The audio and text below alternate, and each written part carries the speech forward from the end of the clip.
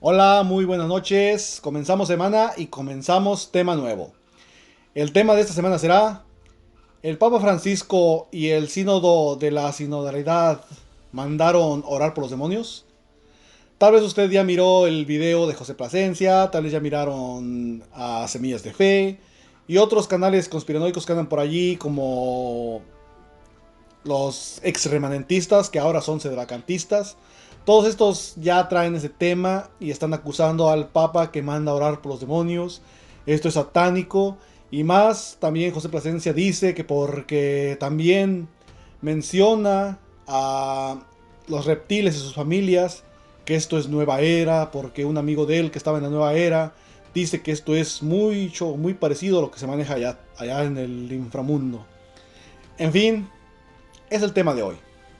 Pero yo hoy les traigo las aclaraciones. Lo que deberían estar haciendo esos canales grandes, estos canales famosos, me toca hacerlo a mí. Me toca hacerlo por la gente que a mí me rodea. La gente que yo creo que sí busca la verdad. Entonces, yo en este programa voy a hacer tres aclaraciones. Número uno: José Plasencia en su video dice que San Isaac de Nínive, que no es santo, que no es santo en la Iglesia Católica. Vamos a aclarar eso, porque sí, sí es santo. Y vamos a aclarar si el Papa mandó orar, o el sínodo de la sinodalidad mandó orar por los demonios.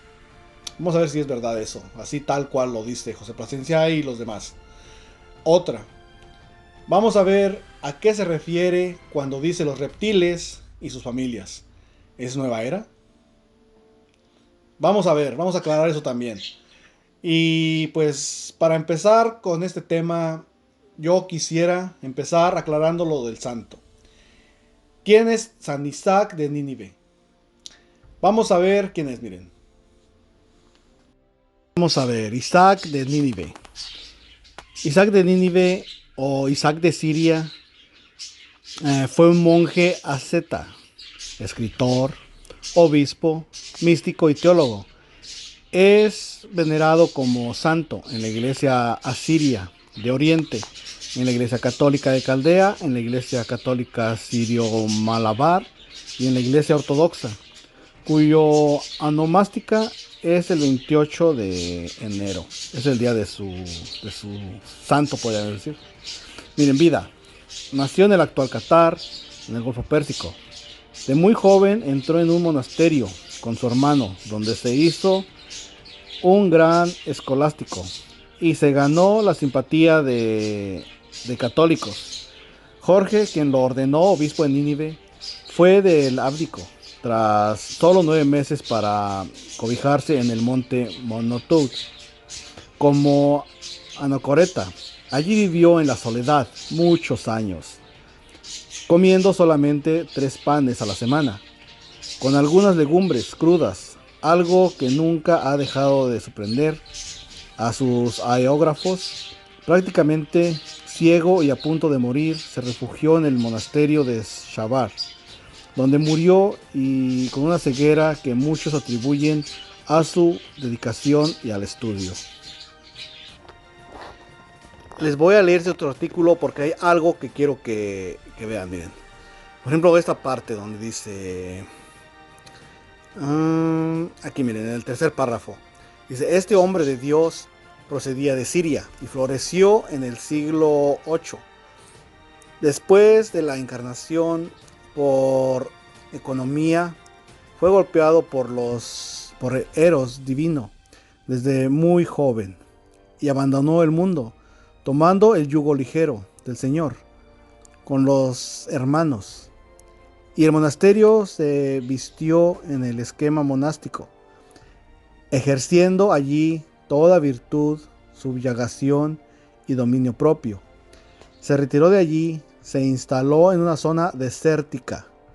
Pongan la lupa en esta parte. Se instaló en una zona desértica. Esto va a ser clave para lo que buscamos más adelante. En extrema inquietud y presa del anhelo, renunciando a todo lo material, llegando a las alturas de la contemplación. También pongan el ojo en esta parte, que llegó a las alturas de la contemplación. Pongan la lupa en contemplación. Lleno de resplandor intangible, convirtiéndose en un ángel, en la carne. De allí por llamado divino, fue elevado al trono de la jerarquía y elegido como obispo y pastor de la Santa Iglesia de Nínive. Vamos a ver ahora qué dice el catecismo, miren. Y por si causa duda, por si alguien dice no, pero pues eso no es nada católico, no es ninguna fuente oficial. Miren, el catecismo en el 2717 lo cita y le llama santo. Miren, la contemplación es silencio, este símbolo del mundo venidero. San Isaac de Nínive. ¿Oyeron? El catecismo lo llama san. Eso significa que santo. Entonces, Plasencia, estás refutado. San Isaac de Nínive dice amor, silencioso. San Juan de la Cruz, carta número 6. Las palabras en la oración contemplativa. Ven, repite una y otra vez que él usaba mucho la contemplación, porque era alguien que se dedicaba al ascetismo. No son discursos, sino ramillas que alimentan el fuego del amor. Bueno, hasta aquí con lo de el catecismo, porque solamente quería que vieran que el catecismo de la Iglesia Católica sí lo llama santo y lo cita y pone énfasis en la parte de la contemplación, que es lo que él hacía. Entonces, San Isaac de Nínive sí es santo. Si no, a ver, dime, José. La Iglesia Católica lo iba a llamar san sin ser santo y lo iba a citar en el catecismo, donde está plasmado nuestro depósito de la fe. Obviamente sí es santo. Entonces, entonces José Plasencia se equivocó. Ahí está la equivocación número 1. José Plasencia dijo que no era santo, entonces sí lo es. Pasemos a lo siguiente. Pero pasar a lo siguiente, el siguiente punto, quiero leer el texto donde está todo este drama, donde los del sínodo de la sinodalidad citaron a este santo y pusieron un escrito de él. Y esto fue lo que causó controversia. Entonces ahorita lo voy a leer para pasar al siguiente punto, que es: ¿el Papa Francisco pidió orar por los demonios? Y si mandó orar por los demonios, ¿por qué mandó orar? ¿Es malo? ¿La Iglesia Católica lo condena, como dijo Plasencia? José Plasencia dijo que sí lo condena, pero no mostró dónde lo condena. Pero, ¿realmente el Papa Francisco mandó orar por los demonios? ¿O entendió mal Plasencia y todos los que de alguna u otra manera quieren sembrar dudas contra el Papa Francisco como vienen haciéndolo? Porque parece que todo apunta para allá.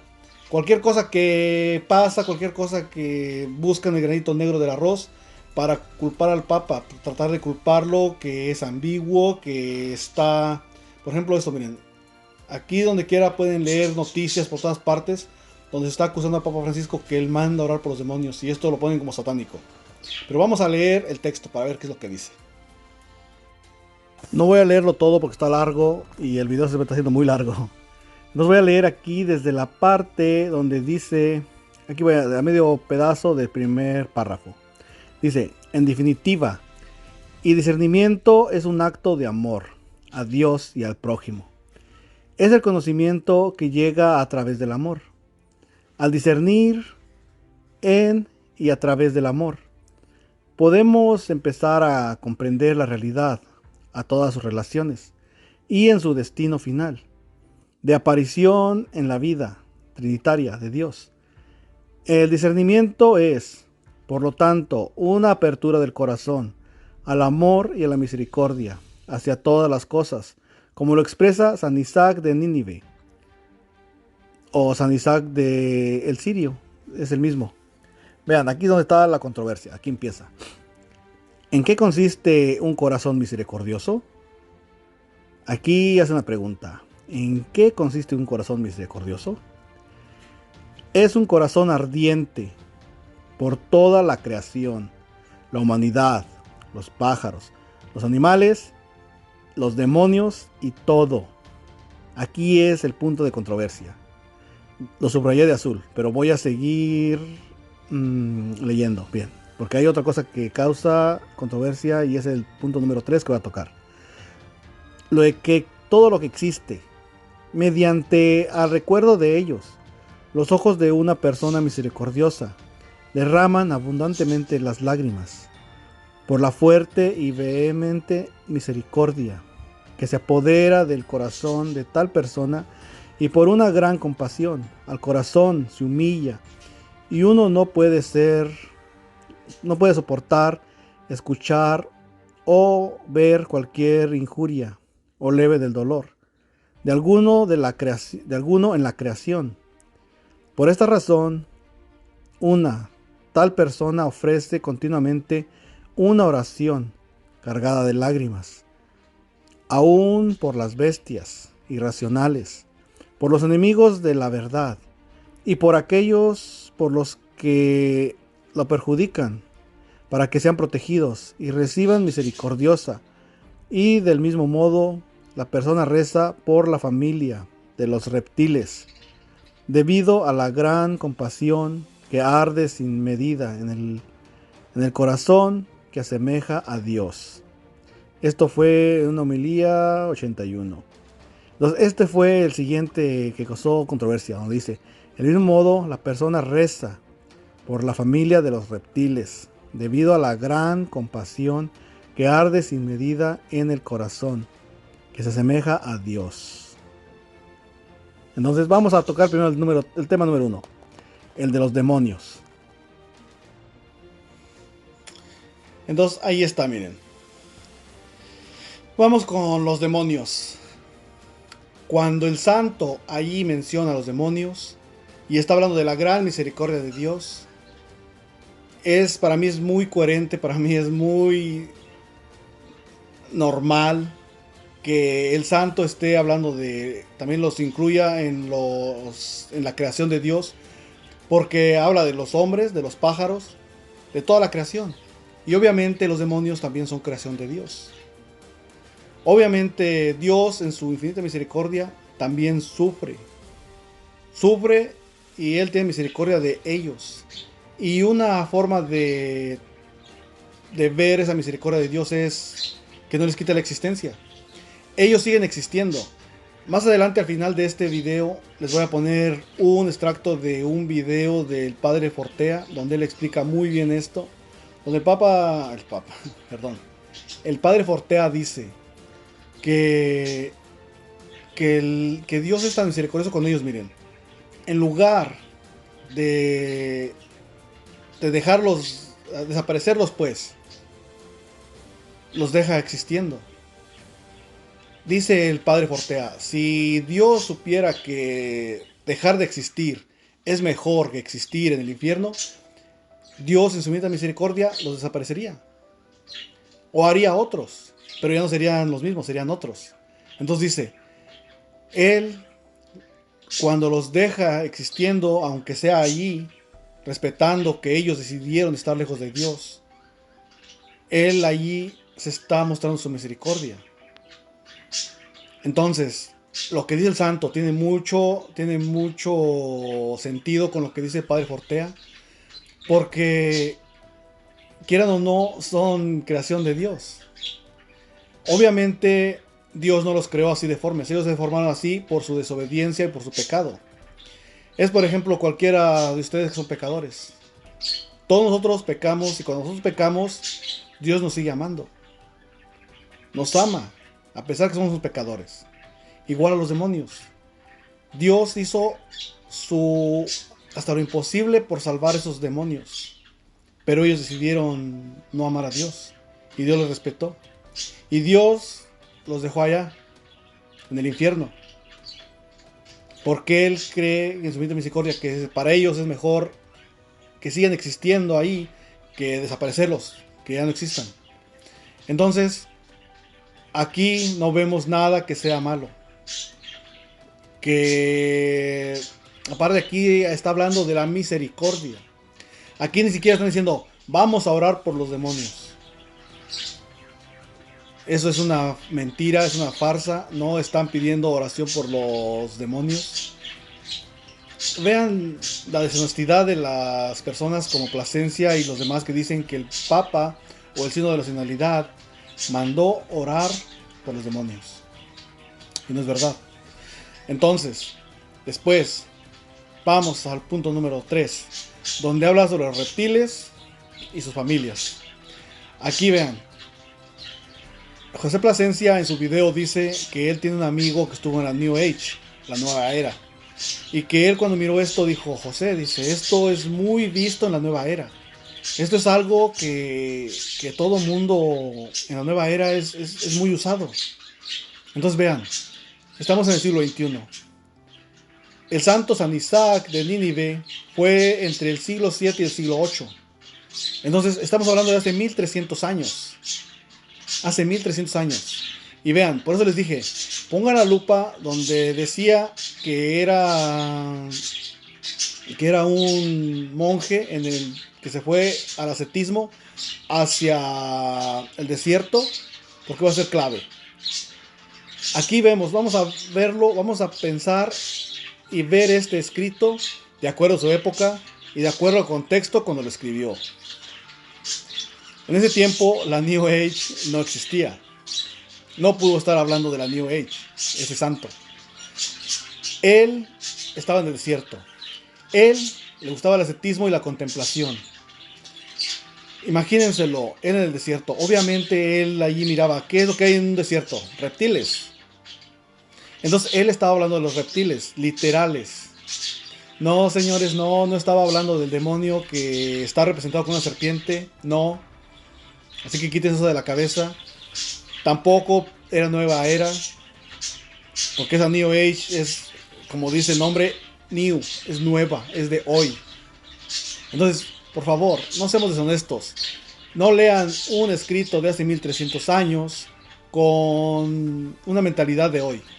Lo que pasa es que esas personas, ese amigo de José Plasencia, que ya casi sé quién es, pero no digo el nombre, empieza con H. No digo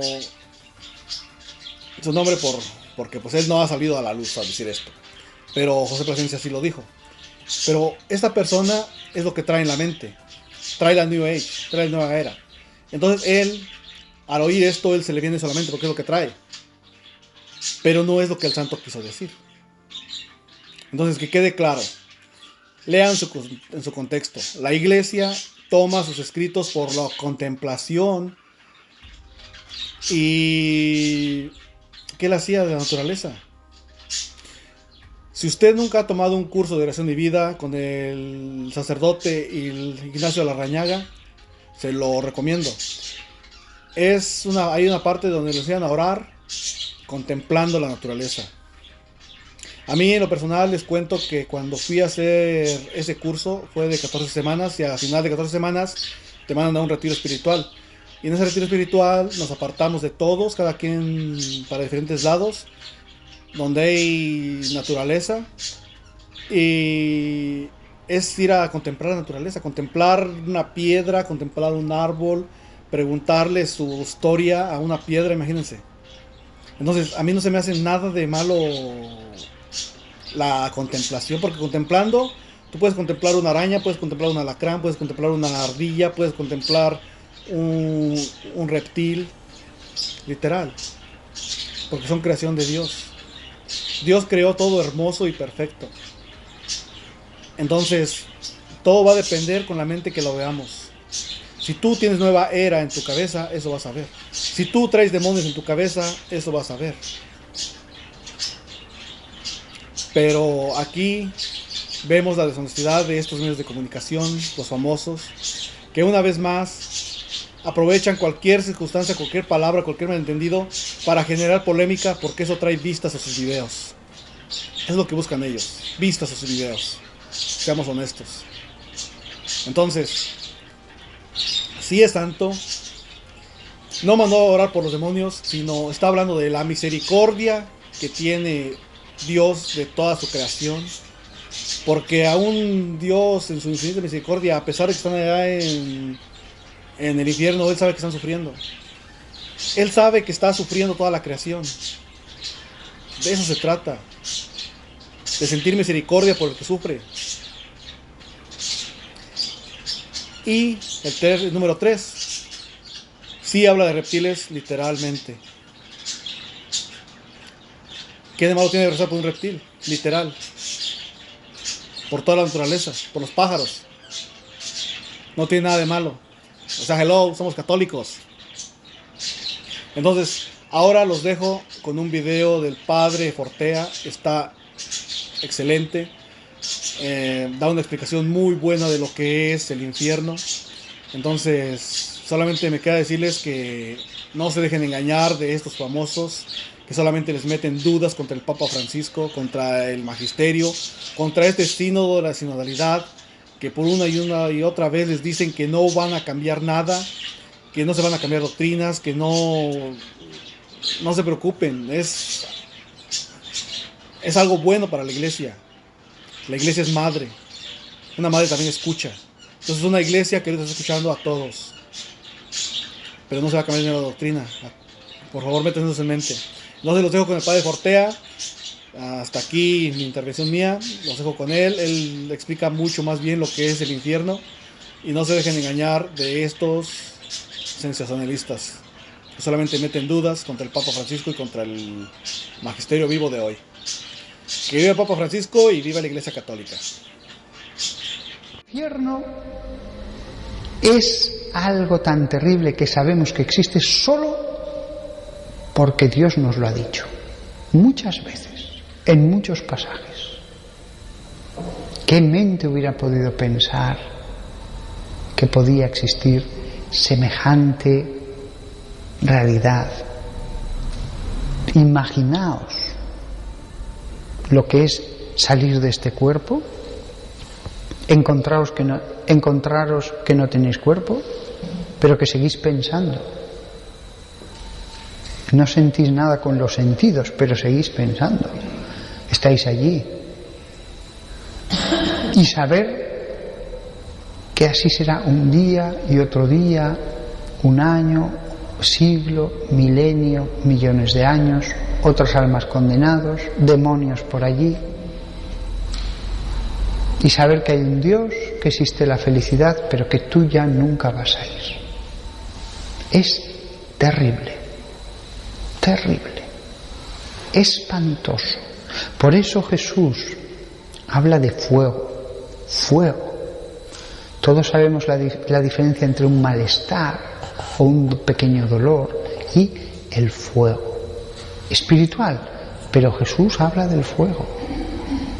Jesús habla del rechinar de dientes. Eso es cuando tienes una rabia. No significa que todos los condenados en todo momento estén rechinando los dientes. No, tampoco ha dicho eso Jesús. Tampoco ha dicho que todos los condenados en todo momento, cada segundo, estén en esa situación de fuego ardiente, ardiente. No. Fijémonos en una prisión. No todos los presos cada día, cada hora están rabiosos, no.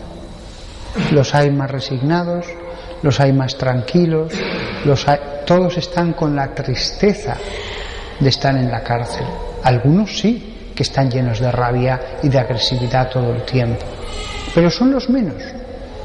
El resto simplemente están mal, están con esa tristeza. La cárcel del infierno es interior.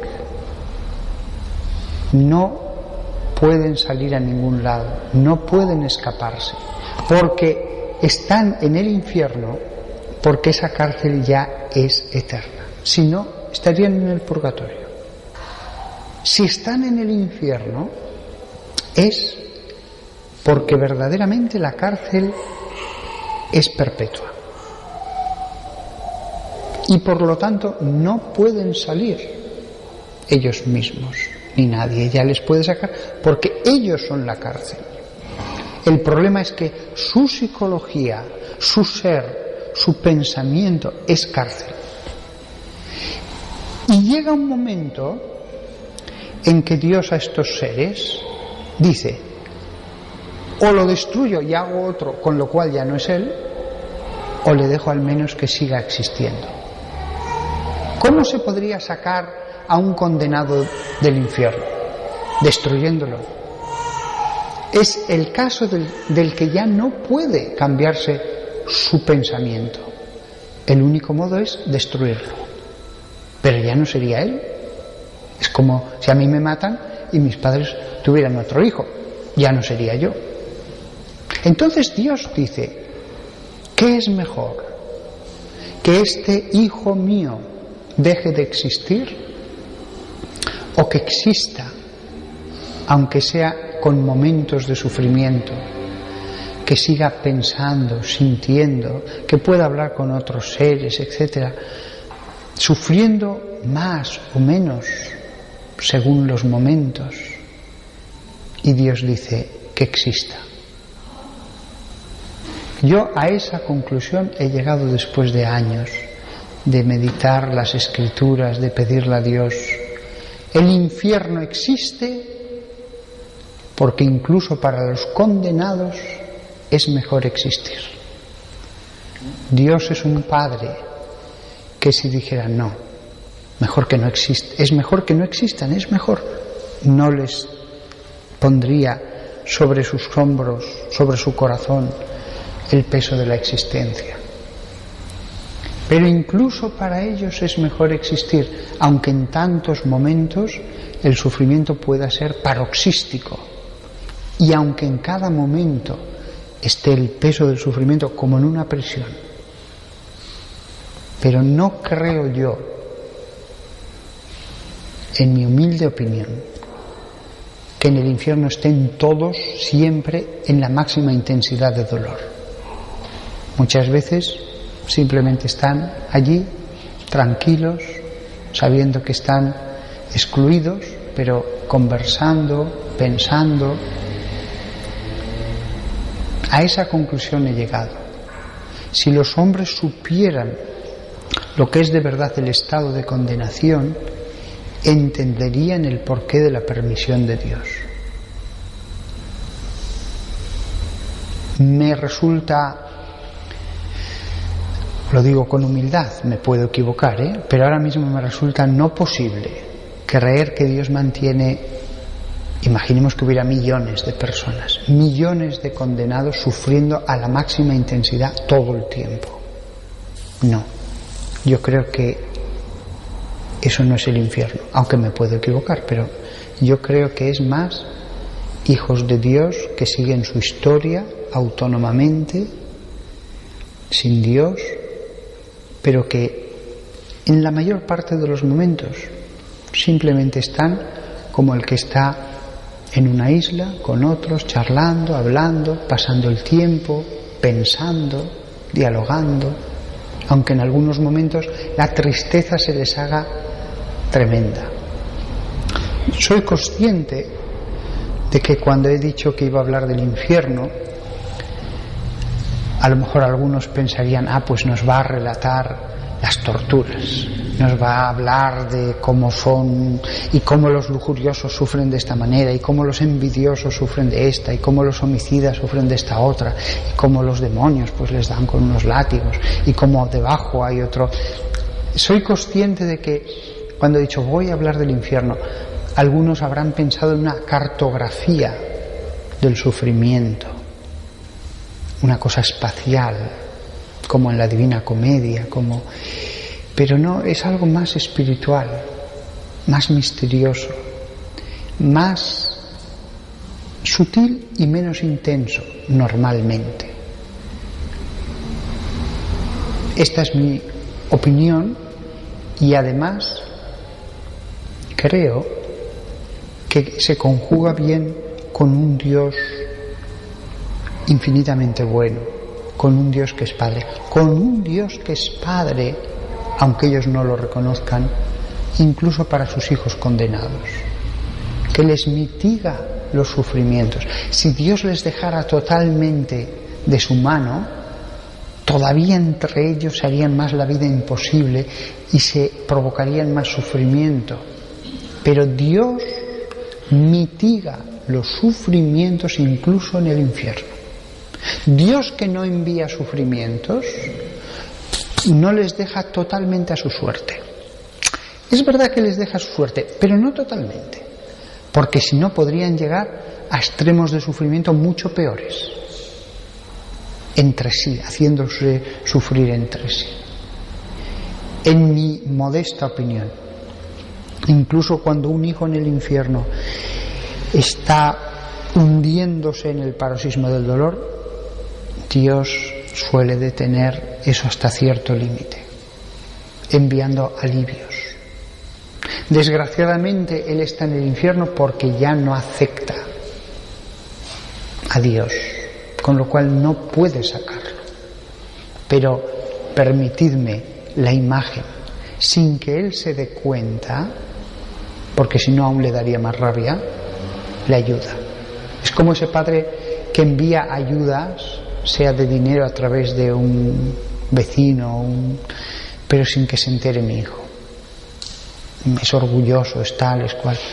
Y diréis, pero ¿cómo no se arrepienten? Pero es que están locos. Sí, pero esto ocurre aquí en la tierra, Esto no es imaginación, esto ocurre ya en la tierra. También aquí en la tierra podríamos decir, pero es que estás loco. ¿Cómo no reconoces lo que está haciendo tu padre por ti? No, es que estás ciego y encima le odias. Me acuerdo de un marido al que su mujer dejó, que este vivía para su mujer al 100%.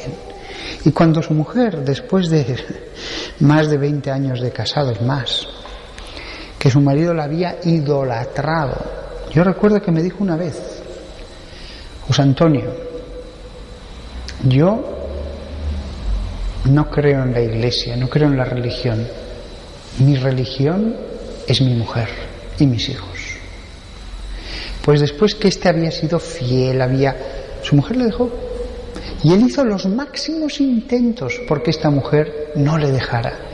Le pagó, era un hombre con muchísimo dinero, muchísimo. Le pagó las mejores vacaciones que os podáis imaginar, las más caras. Le hizo los mejores regalos en esos meses que todavía estuvo en casa. No le echó en cara nada. Y en un momento dado me contó que ella se volvió como loca de rabia y le dijo, déjame de amarme, ¿no ves que te voy a odiar más?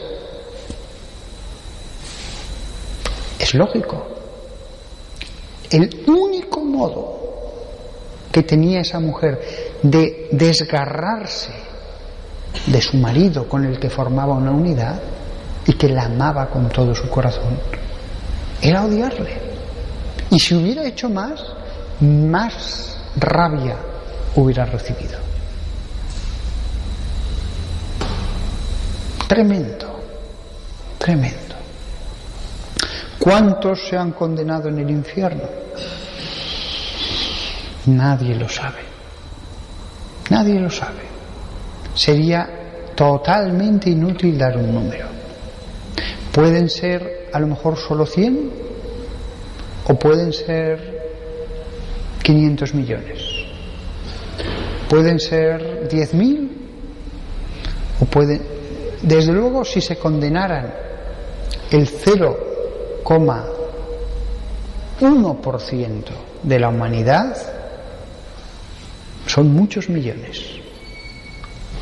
Nadie lo sabe. Pero aunque se condenaran solo 5.000 personas, sería una tragedia. La gran tragedia del universo en toda su historia serían esas 500 personas. Sería la gran tragedia. Ojo, no sería un error en el plan de Dios. Dios sabía que si creaba la humanidad, esas 500 personas iban a existir. Él ya lo sabía antes de que apareciera el mundo. Pero que pueden ser 5 millones o 50. Es que no lo sabemos. De todas maneras, fijaos, en la sociedad todos son buenos, todos obedecen un orden visible, objetivo, que está allí, los guardias, la ley, los juicios, y aún así hay presos y son un buen número, son un buen tanto por ciento en todos los países de la Tierra. Esto nos debe hacer pensar que a lo mejor son más de los que creemos, porque incluso en lo visible los hombres transgreden el orden. No lo sabemos. Incluso, permitidme seguir esta parábola de la sociedad, incluso los hombres en aquellos países donde hay cadena perpetua, no es un número pequeño el de aquellos que cometen actos que saben que lleva aparejada la cadena perpetua. Fijaos, siguiendo esta parábola, es una interesante comparación. Y no estamos hablando de la fe, sino de lo que se ve. Si haces esto, este es el castigo. Y yo libremente lo acepto. ¿Quién sabe? No lo sabemos. Solamente Dios lo sabe, pero esto no es ninguna tontería, porque Jesús nos ha advertido muchas veces y muy seriamente del infierno. Muchas veces y muy seriamente. Con lo cual, cuando yo predico del infierno y medito y reflexiono sobre el infierno, reflexiono sobre las palabras de Jesús, reflexiono sobre el Evangelio. Jesús también les explicaba las cosas después a solas a los apóstoles.